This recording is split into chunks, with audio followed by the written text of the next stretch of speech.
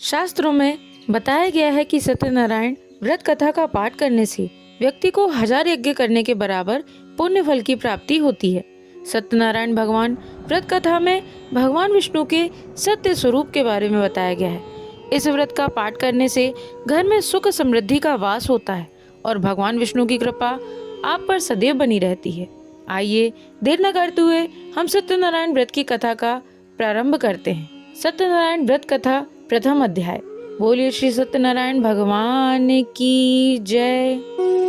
एक समय की बात है, नैमिषारण्य तीर्थ में शौनक आदि 88,000 ऋषियों ने श्री सूत जी से पूछा, हे प्रभु, इस कलयुग में वेद विद्या रहित मनुष्यों को प्रभु भक्ति किस प्रकार मिल सकती है तथा उनका उद्धार कैसे होगा?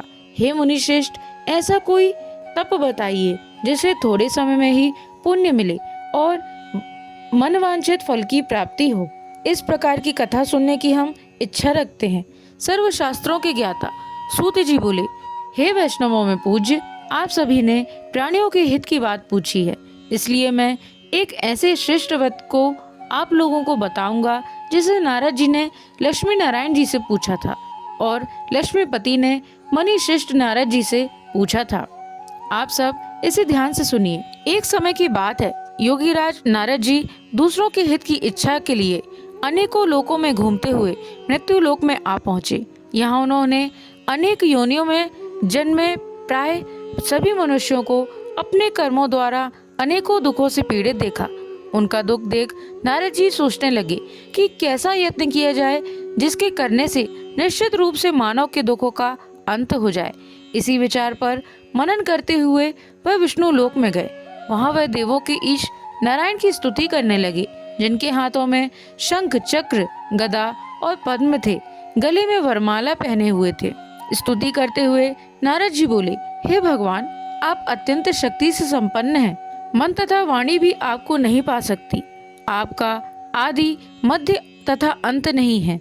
निर्गुण स्वरूप सृष्टि के कारण भक्तों के दुख को दूर करने वाले हैं। आपको मेरा नमस्कार है। नारद जी की स्तुति सुन विष्णु भगवान बोले, हे मुनिश्रेष्ठ, आपके मन में क्या बात है? आप किस काम के लिए पधारे हैं, उसे निसंकोच कहिए। इस पर नारद मुनि बोले कि मृत्युलोक में अनेक योनियों में जन्मे मनुष्य अपने कर्मों के द्वारा अनेकों दुखों से दुखी हो रहे हैं। हे नाथ, आप मुझ पर दया रखते हैं तो बताइए कि वे मनुष्य थोड़े प्रयास से ही अपने दुखों से कैसे छुटकारा पा सकते हैं। श्री हरि बोले, हे नारद, मनुष्यों की भलाई के लिए तुमने बहुत अच्छी बात पूछी है, जिसके करने से मनुष्य मोह से छूट जाता है। वह बात मैं कहता हूँ, उसे सुनो। स्वर्गलोक व मृत्युलोक दोनों में एक दुर्लभ उत्तम व्रत है जो पुण्य देने वाला है। आज प्रेमवश होकर मैं तुम्हें उससे कहता हूँ। आज प्रेमवश होकर मैं उसे तुमसे कहता हूँ। श्री सत्यनारायण भगवान का यह व्रत अच्छी तरह विधान पूर्वक करके मनुष्य तुरंत ही यहाँ सुख भोग कर मरने पर मोक्ष पाता है। श्री हरि के वचन सुन नारद जी बोले कि उस व्रत का फल क्या है और उसका विधान क्या है? यह व्रत किसने किया था? इस व्रत को किस दिन करना चाहिए? सभी कुछ विस्तार से बताएं।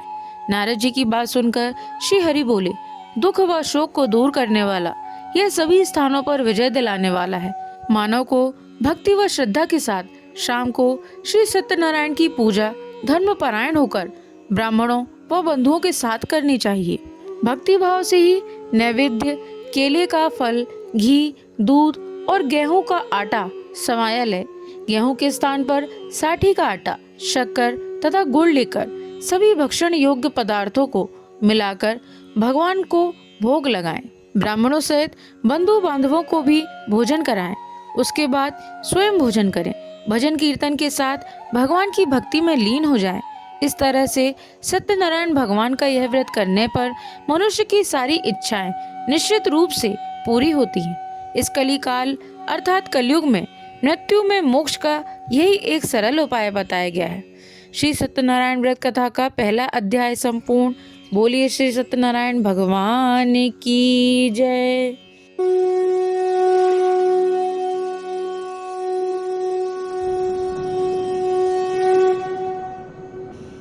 सत्यनारायण भगवान की व्रत कथा का दूसरा अध्याय। बोलिए श्री सत्यनारायण भगवान की जय।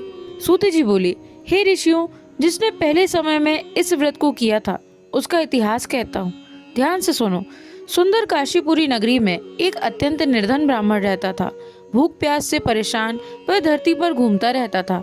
ब्राह्मणों से प्रेम करने वाले भगवान ने एक दिन ब्राह्मण का वेश धारण कर उसके पास जाकर पूछा, हे विप्र, नित्य दुखी होकर तुम पृथ्वी पर क्यों घूमते हो? दीन ब्राह्मण बोला, मैं निर्धन ब्राह्मण हूँ, भिक्षा के लिए धरती पर घूमता हूँ। हे भगवान, यदि आप इसका कोई उपाय जानते हो तो बताइए। वृद्ध ब्राह्मण कहता है कि सत्यनारायण भगवान को मनोवांछित फल देने वाले हैं, इसलिए तुम उनका पूजन करो। इसे करने से मनुष्य सभी दुखों से मुक्त हो जाता है। वृद्ध ब्राह्मण बनकर आए सत्यनारायण भगवान उस निर्धन ब्राह्मण को व्रत का सारा विधान बताकर अंतर्ध्यान हो गए। ब्राह्मण मन ही मन सोचने लगा कि जिस व्रत को वृद्ध ब्राह्मण करने को कहा गया है मैं उसे जरूर करूंगा। यह निश्चित करने के बाद उसे रात में नींद नहीं आई। वह सवेरे उठकर सत्यनारायण भगवान के व्रत का निश्चय कर भिक्षा के लिए चला गया। उस दिन निर्धन ब्राह्मण को भिक्षा में बहुत धन मिला, जिससे उसने बंधु बांधवों के साथ मिलकर श्री सत्यनारायण भगवान का व्रत संपन्न किया। भगवान सत्यनारायण का व्रत संपन्न करने के बाद वह निर्धन ब्राह्मण सभी दुखों से छूट गया और अनेक प्रकार की संपत्तियों से युक्त हो गया। उसी समय से यह ब्राह्मण हर माह इस व्रत को करने लगा। इस तरह से सत्यनारायण भगवान के व्रत को जो मनुष्य करेगा वह सभी प्रकार के पापों से छूटकर मोक्ष को प्राप्त होगा। जो मनुष्य इस व्रत को करेगा वह भी सभी दुखों से मुक्त हो जाएगा। सूत जी बोले, इस तरह से नारद जी से नारायण जी का कहा हुआ श्री सत्यनारायण व्रत को मैंने तुमसे कहा। हे विप्रों, मैं अब और क्या कहूँ? ऋषि बोले, हे मुनिवर, संसार में उस विप्र से सुनकर और किस किसने इस व्रत को किया, हम सब इस बात को सुनना चाहते हैं। इसके लिए हमारे मन में श्रद्धा का भाव है। सूत जी बोले, हे मुनियों, जिसने इस व्रत को किया है वे सब सुनो। एक समय वही विप्र धन व ऐश्वर्य के अनुसार अपने बंधु बांधवों के साथ इस व्रत को करने को तैयार हुआ। उसी समय एक लकड़ी बेचने वाला बूढ़ा आदमी आया और लकड़ियां बाहर रखकर अंदर ब्राह्मण के घर में गया। प्यास से दुखी वह लकड़हारा उनको व्रत करते देख विप्र को नमस्कार कर पूछने लगा कि आप यह क्या कर रहे हैं? तो उन्होंने बताया कि व्रत कर रहा हूँ तथा इसके करने से क्या फल मिलेगा, कृपया मुझे भी बताएं। ब्राह्मण ने कहा कि सब मनोकामनाओं को पूर्ण करने वाला यह सत्यनारायण भगवान का व्रत है। इनकी कृपा से ही मेरे घर में धन धान्य आदि की वृद्धि हुई है। विप्र से सत्यनारायण व्रत कथा के बारे में जानकर लकड़हारा बहुत प्रसन्न हुआ। चरणामृत लेकर वह प्रसाद खाने के बाद वह अपने घर आया। लकड़हारे ने अपने मन में संकल्प किया कि आज लकड़ी बेचने से जो धन मिलेगा उसी से श्री सत्यनारायण भगवान का उत्तम व्रत करूंगा। मन में इस प्रकार विचार लेकर बूढ़ा आदमी सिर पर लकड़ियां रख उस नगर में बेचने गया जहां धनी लोग ज्यादा रहते थे। उस नगर में उसे अपनी लकड़ियों का दाम पहले से 4 गुना अधिक मिला। बूढ़ा प्रसन्नता के साथ दाम लेकर केले, शक्कर, घी, दूध, दही और गेहूं का आटा ले और सत्यनारायण भगवान के व्रत की अन्य सामग्रियां लेकर अपने घर गया। वहां उसने अपने बंधु बांधवों को बुलाकर विधि विधान से सत्यनारायण भगवान का पूजन और व्रत किया। इस व्रत के प्रभाव से वह बूढ़ा लकड़हारा धन, पुत्र आदि से युक्त होकर संसार के समस्त सुख भोगकर अंतकाल में वैकुंठ धाम चला गया। श्री सत्यनारायण व्रत कथा 2 अध्याय संपूर्ण। बोलिए श्री सत्यनारायण भगवान की जय।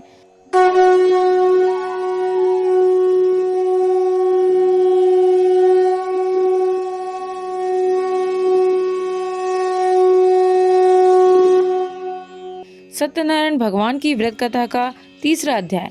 बोलिए श्री सत्यनारायण भगवान की जय। सूत जी बोले, हे श्रेष्ठ मुनियों, अब आगे की कथा कहता हूँ। पहले समय में उल्कामुख नाम का एक बुद्धिमान राजा था। वह सत्यवक्ता और चितेंद्रिय था। प्रतिदिन देव स्थानों पर जाता और निर्धनों को धन देकर उनके कष्ट दूर करता था। उसकी पत्नी कमल के समान मुख वाली तथा सती साध्वी थी। भद्रशिला नदी के तट पर उन दोनों ने श्री सत्यनारायण भगवान का व्रत किया। उसी समय साधु नाम का एक वैश्य आया। उसके पास व्यापार करने के लिए बहुत सा धन भी था। राजा को व्रत करते देखकर वह विनय के साथ पूछने लगा, हे राजन, भक्ति भाव से पूर्ण होकर आप यह क्या कर रहे हैं?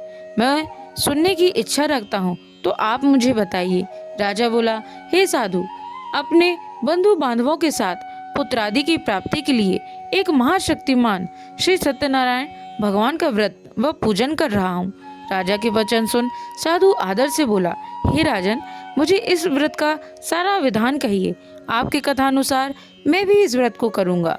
मेरी भी संतान नहीं है और इस व्रत को करने से निश्चित रूप से मुझे संतान की प्राप्ति होगी। राजा से व्रत का सारा विधान सुन व्यापार से निवृत्त हो वह अपने घर गया।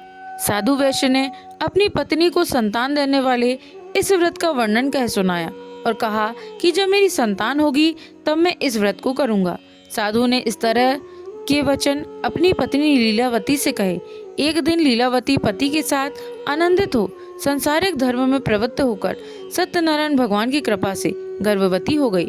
10वें महीने में उसके गर्भ से एक सुंदर कन्या ने जन्म लिया। दिनों दिन वह ऐसे बढ़ने लगी जैसे कि शुक्ल पक्ष का चंद्रमा बढ़ता है। माता पिता ने अपनी कन्या का नाम कलावती रखा। एक दिन लीलावती ने मीठे शब्दों में अपने पति को याद दिलाया कि आपने सत्यनारायण भगवान के जिस व्रत को करने का संकल्प किया था उसे करने का समय आ गया है, आप इस व्रत को करिए। साधु बोला कि हे प्रिय, इस व्रत को मैं उसके विवाह पर करूँगा। इस प्रकार अपनी पत्नी को आश्वासन देकर वह नगर को चला गया। कलावती पिता के घर में रह वृद्धि को प्राप्त हो गई। साधु ने एक बार नगर में अपनी कन्या को सखियों के साथ देखा तो तुरंत ही दूत को बुलाया और कहा कि मेरी कन्या के योग्य वर देख कर आओ। साधु की बात सुनकर दूत कंचन नगर में पहुंचा और वहां देखभाल कर लड़की के सुयोग्य वाणिक पुत्र को ले आया। सुयोग्य लड़के को देख साधु ने बंधु बांधवों को बुलाकर अपनी पुत्री का विवाह कर दिया। लेकिन दुर्भाग्य की बात ये कि साधु ने अभी भी श्री सत्यनारायण भगवान का व्रत नहीं किया। इस पर श्री भगवान क्रोधित हो गए और शाप दिया कि साधु को अत्यधिक दुख मिले। अपने कार्य में कुशल साधु बनिया जमाई को लेकर समुद्र के पास स्थित होकर रत्नसारपुर नगर में गया। वहां जाकर दामाद ससुर दोनों मिलकर चंद्रकेतु राजा के नगर में व्यापार करने लगे। एक दिन भगवान सत्यनारायण की माया से एक चोर राजा का धन चुराकर भाग रहा था। उसने राजा के सिपाहियों को अपना पीछा करते देख चुराया हुआ धन वहां रख दिया जहां साधु अपने जमाई के साथ ठहरा हुआ था। राजा के सिपाहियों ने साधु वैश्य के पास राजा का धन पड़ा देखा तो वह ससुर जमाई दोनों को बांधकर प्रसन्नता से राजा के पास ले गए और कहा कि उन दोनों चोरों को हम पकड़ लाए हैं, आप आगे की कार्यवाही की आज्ञा दें। राजा की आज्ञा से उन दोनों को कठिन कारावास में डाल दिया गया और उनका सारा धन भी उनसे छीन लिया गया। श्री सत्यनारायण भगवान के श्राप से साधु की पत्नी भी बहुत दुखी हुई। घर में जो धन रखा था उसे चोर चुरा ले गए। शारीरिक तथा मानसिक पीड़ा व भूख प्यास से अति दुखी हो अन्न की चिंता में कलावती के ब्राह्मण के घर पहुंची। वहां उसने श्री सत्यनारायण भगवान का व्रत होते देखा, फिर कथा भी सुनी। वह प्रसाद ग्रहण कर वह रात को घर वापस आई। माता ने कलावती से पूछा कि हे पुत्री, अब तक तुम कहाँ थी, तेरे मन में क्या है? कलावती ने अपनी माता से कहा, हे माता, मैंने एक ब्राह्मण के घर में श्री सत्यनारायण भगवान का व्रत देखा है। कन्या के वचन सुन लीलावती भगवान के पूजन की तैयारी करने लगी। लीलावती ने परिवार व बंधुओं सहित सत्यनारायण भगवान का पूजन किया और उनसे वर मांगा कि मेरे पति तथा जमाई शीघ्र घर आ जाएं। साथ ही यह भी प्रार्थना की कि हम सबका अपराध क्षमा करें। श्री सत्यनारायण भगवान इस व्रत से संतुष्ट हो गए और राजा चंद्रकेतु को सपने में दर्शन देकर कहा कि हे राजन, तुम दोनों वैश्यों को छोड़ दो और तुमने उनका जो धन लिया है उसे वापस कर दो। अगर ऐसा नहीं किया तो मैं तुम्हारा धन, राज्य व संतान सभी को नष्ट कर दूंगा। राजा को यह सब कहकर वह अंतर ध्यान हो गए। प्रातःकाल सभा में राजा ने अपना सपना सुनाया, फिर बोले कि बड़िक पुत्रों को कैद से मुक्त कर सभा में लाओ। दोनों ने आते ही राजा को प्रणाम किया। राजा मीठी वाणी में बोला, हे महानुभावों, भाग्यवश ऐसा कठिन दुख तुम्हें प्राप्त हुआ है, लेकिन अब तुम्हें कोई भय नहीं है।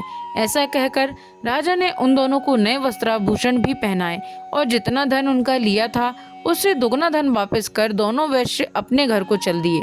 श्री सत्यनारायण व्रत कथा का 3रा अध्याय संपूर्ण। बोलिए श्री सत्यनारायण भगवान की जय।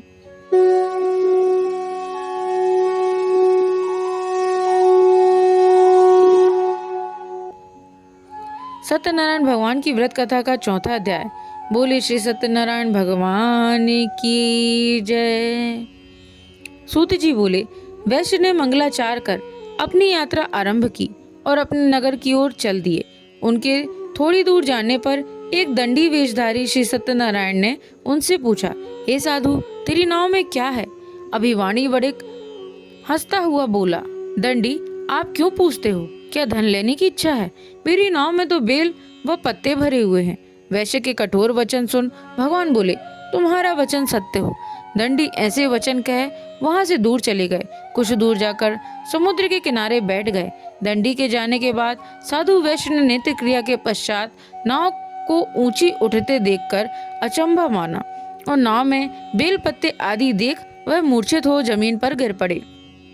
मूर्छा खुलने पर वह अत्यंत शोक में डूब गए। तब उसका दामाद बोला कि आप शोक न मनाएं, यह दंडी का शाप है, इसलिए हमें उनकी शरण में जाना चाहिए, तभी हमारी मनोकामना पूरी होगी। दामाद की बात सुनकर वह दंडी के पास पहुंचा और अत्यंत भक्ति भाव नमस्कार करके बोला, मैंने आपसे जो जो असत्य वचन कहे थे उनके लिए मुझे क्षमा दें। ऐसा कहकर महान शोकातुर हो रोने लगा। तब दंडी भगवान बोले, हे वणिक पुत्र, मेरी आज्ञा से बार बार तुम्हें दुख प्राप्त हुआ है, तू मेरी पूजा से विमुख हुआ। साधु बोला, हे भगवान, आपकी माया से ब्रह्मा आदि देवता भी आपके रूप को नहीं जानते, तब मैं अज्ञानी कैसे जान सकता हूँ? आप प्रसन्न होइए, अब मैं सामर्थ्य के अनुसार आपकी पूजा करूंगा। मेरी रक्षा करो और पहले के समान नौका में धन भर दो। साधु वैश्य के भक्ति पूर्वक वचन सुनकर भगवान प्रसन्न हो गए और उसकी इच्छानुसार वरदान देकर अंतर्ध्यान हो गए। ससुर जमाई जब नाव पर आए तो नाव धन से भरी हुई थी। फिर वही अपने अन्य साथियों के साथ सत्यनारायण भगवान का पूजन कर अपने नगर को चल दिए। जब नगर के नजदीक पहुंचे तो दूत को घर पर खबर करने के लिए भेज दिया। दूत साधु की पत्नी को प्रणाम कर कहता है कि मालिक अपने दामाद सहित नगर के निकट आ गए हैं। दूत की बात सुन साधु की पत्नी लीलावती ने बड़े हर्ष के साथ सत्यनारायण भगवान का पूजन कर अपनी पुत्री कलावती से कहा कि मैं अपने पति के दर्शन को जाती हूँ, तू कार्य पूर्ण कर शीघ्र आ जा। माता के ऐसे वचन सुन कलावती जल्दी में प्रसाद छोड़ अपने पति के पास चली गई। प्रसाद की अवज्ञा के कारण श्री सत्यनारायण भगवान रुष्ट हो गए और नाव सहित उसके पति को पानी में डुबो दिया। कलावती अपने पति को वहां न पाकर रोती हुई जमीन पर गिर पड़ी। नौका को डूबा हुआ देख वह कन्या को रोता देख साधु दुखी होकर बोला कि हे प्रभु, मुझसे तथा मेरे परिवार से जो भूल हुई है उसे क्षमा करें।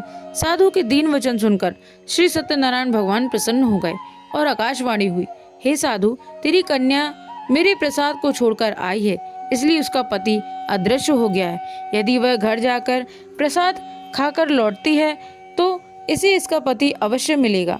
ऐसी आकाशवाणी सुन कलावती घर पहुंचकर प्रसाद खाती है और फिर आकर अपने पति के दर्शन करती है। उसके बाद साधु अपने बंधु बांधवों सहित श्री सत्यनारायण भगवान का विधि विधान से पूजन करता है। इस लोक का सुख भोग वह अंत में स्वर्ग को जाता है। श्री सत्यनारायण व्रत कथा का 4था अध्याय संपूर्ण। बोलिए श्री सत्यनारायण भगवान की जय।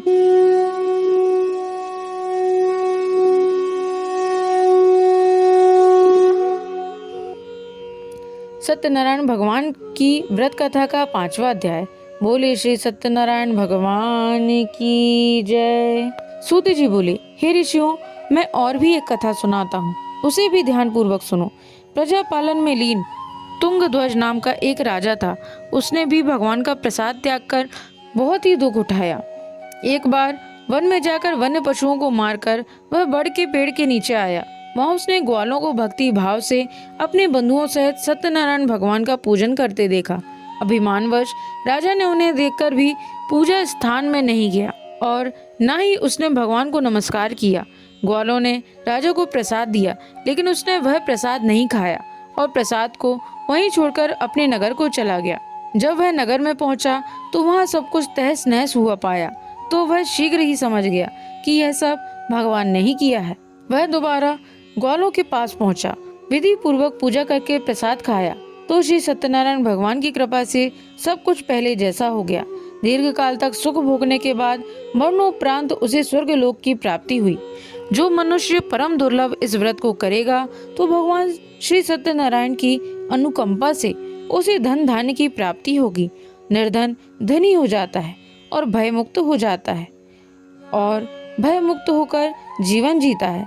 संतानहीन मनुष्य को संतान सुख मिलता है और सारे मनोरथ पूर्ण होने पर मानव अंतकाल में बैकुंठ धाम को जाता है। सूत जी बोले, जिन्होंने पहले इस व्रत को किया है अब उनके दूसरे जन्म की कथा कहता हूँ। वृद्ध शतानंद ब्राह्मण ने सुदामा का जन्म लेकर मोक्ष की प्राप्ति की। लकड़हारे ने अगले जन्म में निषाद बनकर मोक्ष प्राप्त किया। उल्का मुख नाम का राजा दशरथ होकर बैकुंठ को गए। साधु नाम के वैश्य ने मोर ध्वज बनकर अपने पुत्र को आरे से चीरकर मोक्ष पाया। महाराज तुंगध्वज ने स्वयंभू होकर भगवान में भक्ति युक्त हो कर्म कर मोक्ष पाया। श्री सत्यनारायण व्रत कथा का 5वां अध्याय संपूर्ण। बोलिए श्री सत्यनारायण भगवान की जय।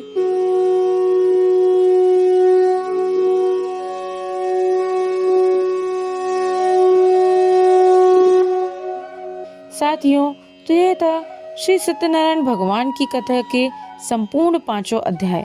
आशा करते हैं आपको ये वीडियो अवश्य पसंद आई होगी।